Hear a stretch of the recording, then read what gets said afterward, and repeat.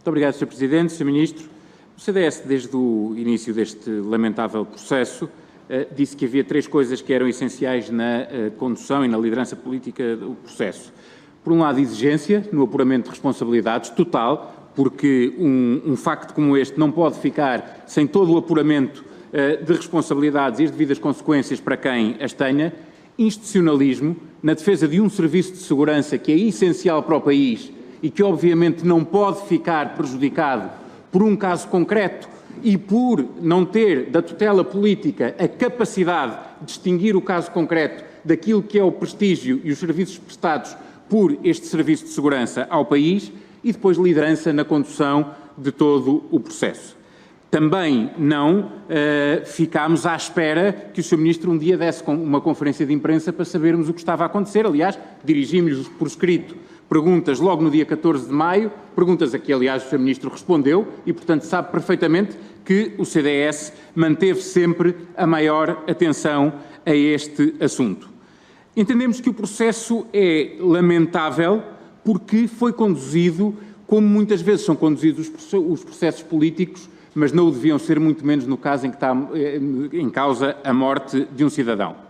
Foi claramente conduzido em vários momentos, como se costuma dizer, a ver se ninguém repara. E, portanto, as coisas iam sendo feitas, mas tentava-se que houvesse o mínimo de atenção mediática possível ao processo.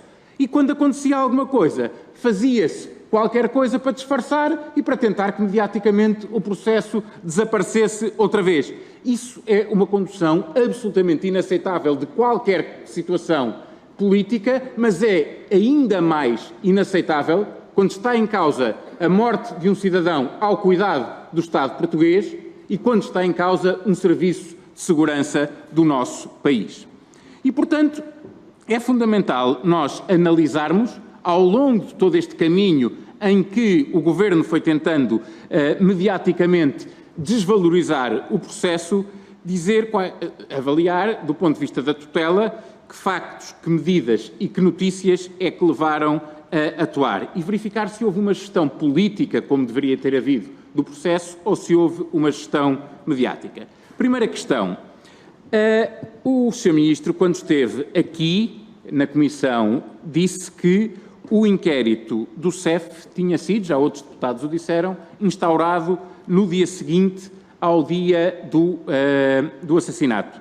Acontece que o relatório da IGAI contraria e desmente essa informação que o Sr. Ministro deu ao Parlamento.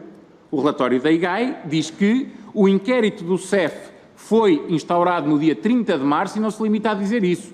Diz que se foi no dia 30 de março, depois de uma notícia de uma televisão sobre este mesmo processo. Portanto, há aqui logo uma questão de desmentido pelo relatório da IGAI de uma informação prestada pelo Ministro ao Parlamento. Depois, nós sabemos que o Sr. Ministro ordenou, no dia 18 de março, à IGAI que fizesse um inquérito de acompanhamento, numa primeira fase, de acompanhamento do processo. O inquérito instaurado pelo MAI, que depois veio dar origem a este relatório, também foi instaurado no dia 30 de março, que foi um dia de maior atividade. Coincidentemente, foi o dia também em que a TVI noticiou a gravidade da situação.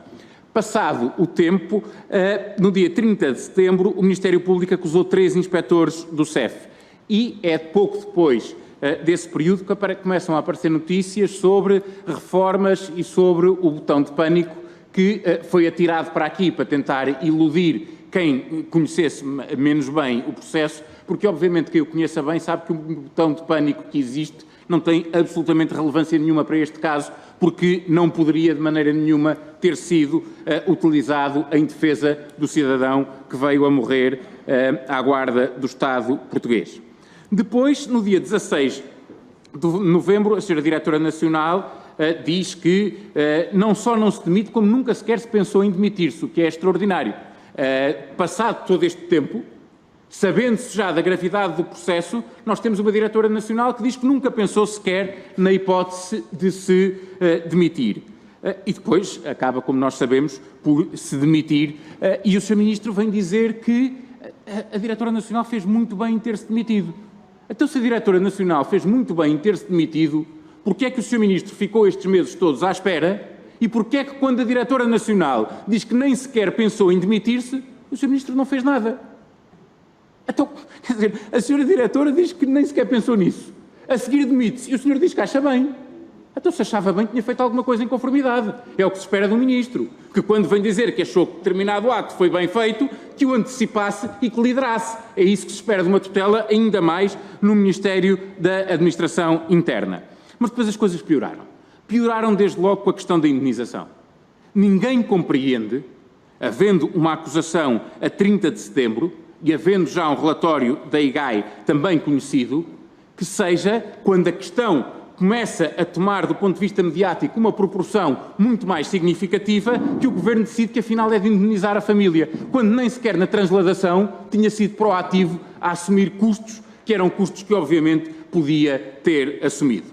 Depois vem a questão da reformulação de todo o sistema e do serviço em concreto. Mais uma vez, com enorme confusão e com o pormenor absolutamente lamentável de ter sido o diretor da PSP que vem anunciar uma alteração estrutural no CEF e na forma como o Estado português lida com as questões de estrangeiros e fronteiras, ainda mais quando o Sr. Ministro a seguir vem dizer que não é o diretor nacional. Pois nós sabemos que não é o diretor nacional. Agora, convém que o Ministro lidere o processo, como dissemos desde o início, e tenha alguma capacidade de dizer ao país o que tem que acontecer e o que efetivamente quer que aconteça. E, portanto, nós entendemos que o Sr. Ministro não liderou, não protegeu o CEF, expôs todos aqueles que todos os dias prestam serviço no CEF a ficarem confundidos com um ato individual e, obviamente, vou terminar, Sr. Presidente, serem prejudicados nas suas funções e, portanto, falhou naquilo que é a defesa da dignidade do Estado, falhou no exercício da tutela enquanto Ministro da Administração Interna, sendo até ultrapassado pelo Diretor Nacional de uma Polícia e falhou na proteção da imagem de um serviço de segurança do país. Quem falha tanto numa missão de tanta responsabilidade não pode, obviamente, manter-se em funções, porque isso causa prejuízo não só para quem depende dessa tutela, mas para todo o país que vê a sua imagem profundamente afetada pela incompetência política de quem tem uma tutela tão importante. Muito obrigado.